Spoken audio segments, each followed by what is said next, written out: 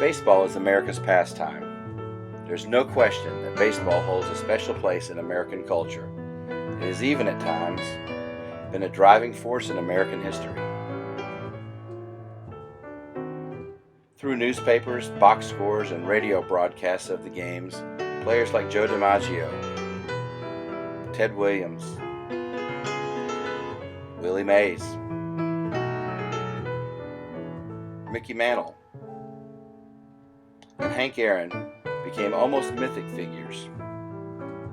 But they gave way to new heroes who displayed the beauty and athleticism that is baseball.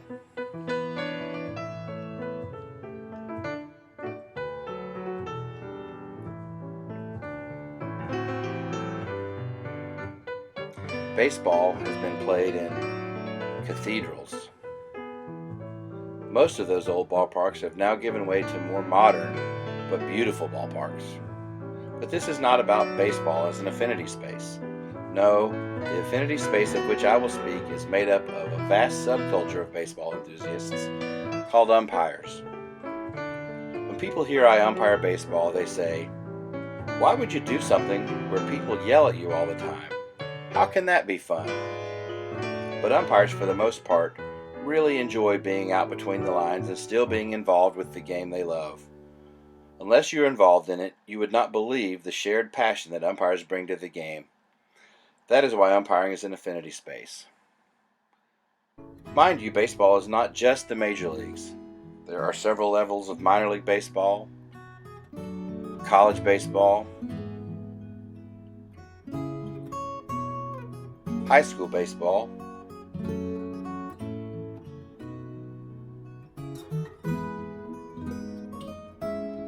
travel ball in the summers, and even rec leagues. And they all need umpires. I have found that umpires are some of the most interesting people I have ever met. Some are successful businessmen who umpire as a hobby. It is recreation for them. I have one friend who even gave up golf just so he could umpire. Others umpire because they depend on every dollar they earn from it. I even know some who are sort of like itinerant umpires who follow the big tournaments around the country. Most will never umpire above the travel ball or high school level, but they are happy with that. Others, mostly young guys, pursue it at the college level, while others will go to the professional umpire school and pay thousands of dollars, often more than one time, hoping to beat the long odds and be selected as a candidate for climbing the ladder of professional baseball. If they do, they face many hard years of low pay and constant travel and no guarantee of promotion. But some do make it, and usually have a 20 to 30 year career of Major League Baseball, the finest hotels, several weeks of vacation, and six-figure incomes. Interestingly, these guys are still a part of the umpire fraternity. Every year I meet and hear Major League umpires who come back, often for free, to speak to local umpire groups. They always express their admiration and appreciation for umpires who often work all day, sometimes 8 to 10 hours, out in the hot sun. Newbies and masters share a common space. Newbies who are enthusiastic are accommodated within the structure. The Major League umpire is as enthusiastic to work with newbies as they are with those who are more seasoned. One of the first things I learned when I began umpiring is a very non-digital portal into the umpire affinity space. Most ballparks have several fields, and they usually have designated umpire parking areas. Most umpires arrive at their first game about an hour before game time. Most arrive not in uniform, and most have lawn chairs. They spend the hour cleaning their shoes because self-respecting umpires are fastidious about their appearance. They compare equipment, which is usually organized in a particular fashion in their car, but mainly they talk umpiring. The parking area doubles as a dressing area and a boardroom. Tacit information is passed back and forth.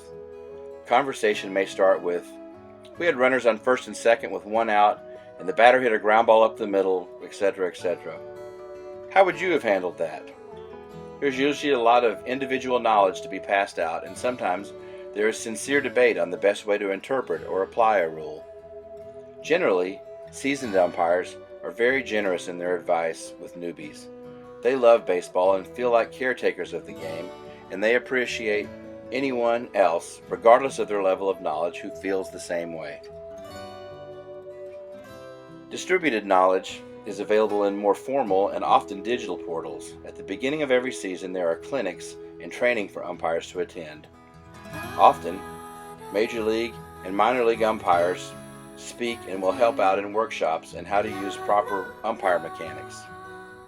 These clinics almost always provide review of the complicated baseball rules, as well as talking about any new rules that may have changed since last season.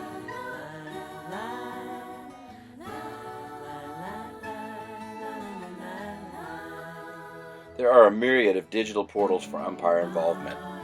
There are several Facebook discussion sites for umpires to debate and discuss rules and game situations, and they're often quite busy. There are also websites where a sort of Dear Abby type person answers rules questions. In a related portal, there are books and publications that address umpire-related issues.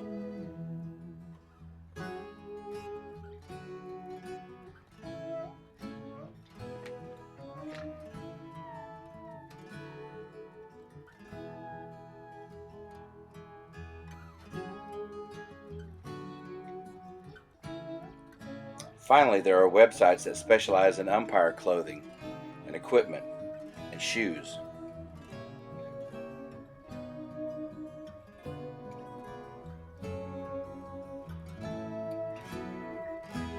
What are the education ramifications for the Umpire Affinity Space?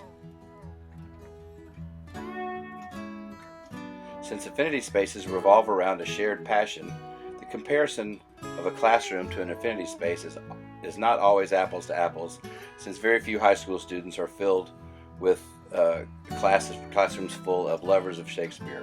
However, there are some aspects that might transfer from the umpire affinity space. A lot of umpiring relationships take on a mentor-mentee characteristic. In fact, my high school group formally assigns mentors to first-year umpires. Even if it couldn't be one-to-one situations because of the classroom structure, I think students would succeed better if there was a structure in place where proficient students could mentor those who are struggling. Usually, umpire mentoring takes place informally. For it to work in the classroom, I believe teachers would need to plan enough time for mentoring to be a little less specific and agenda-driven. In my student teaching experience, sometimes college students would return to their high school and tell the students what was really important in college. It might be an effective tool to arrange for Skype appointments for students who grasp the current lesson well. Similarly, peer feedback is very important in umpiring. Does my strike zone look okay? I'm a big believer in peer review. Sometimes the best umpire conversations involve debate and give and take, looking at a rule from different perspectives. What would be wrong with assigning one small group to read cliff notes about the literature being covered, and another group to read spark notes, and another to look at Schmoop? It's not like they aren't reading them already. And then have one group that doesn't look at anything and makes their own interpretation. That might add to their understanding and better realize how to analyze. And this is a picture of me as an umpire in the movie 42.